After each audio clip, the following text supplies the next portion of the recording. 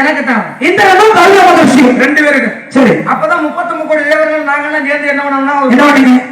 என்ன பண்ணீங்க? முன்னாடியும் தடை இருக்கணும், பின்னாடியும் தடை இருக்கணும். 2 தலை உள்ள ஜீவராசி. ஜீவராசி. சரி. 2 தலைகளுக்கு முன்னாடியும் வந்துரும்ல. இது குறிப்பிட்டே சொன்னோம். சரி. குறிப்பிட்டே முன்னாடியும் தடை இருக்கணும், பின்னாடியும் தடை இருக்கணும்.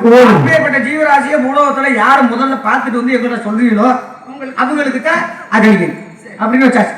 இந்திரன் தேடி பார்த்தா எங்கேயும் கண்டுபிடிக்க முடியல. ஆனா கௌதம மகரிஷி போனார். எங்க போனார் அப்படின்னா பூலோகத்துக்கு போனாரு.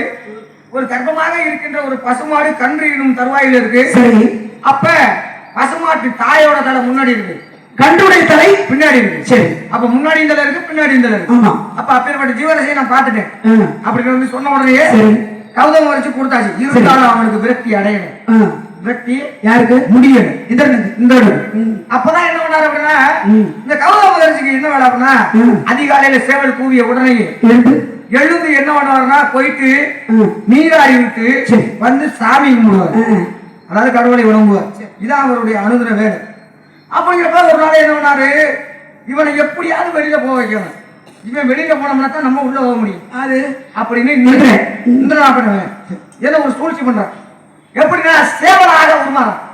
சேவலாக உருமாறி கூறான். நல்லா கேட்டுக்கிறேன். இதுலதான் முக்கியமான விஷயம்.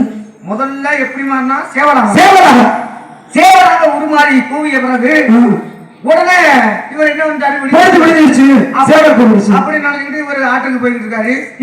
ஆனா போற வழியில பார்த்தோம்னாக்க புளிய மரத்தை தவிர மத்த எல்லா மரத்தோட இலையும் என்ன ஆகும்னா உறங்கும். சரி.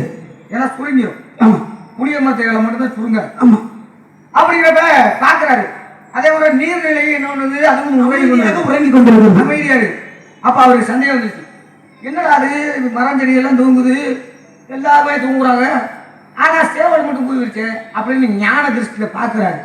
பார்த்தோம்னா அதுக்கு இடையில அவன் இங்க என்ன பண்ணா கௌதம மகரிஷி வெளியில போயிட்டாரு அப்படின்னு தெரிஞ்ச உடனே இவன் கௌதம மகரிஷியாக மாறிட்டான். இந்திரன் அப்படின்.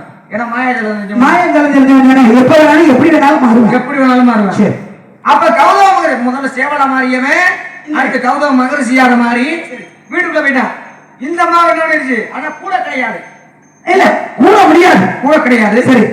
மனசார தன்னுடைய கணவர் தான் வந்துட்டாரு அப்படின்னு மனசார கணவன் வேடத்தில் இருந்தவன் இந்திரன். கணவன் தான் நினைத்தால் உள்ளே அழைத்து அமர்ந்து பேசிக்கிட்டு இருக்காங்க. உடனே அவருக்கு தெரிஞ்சு போச்சு.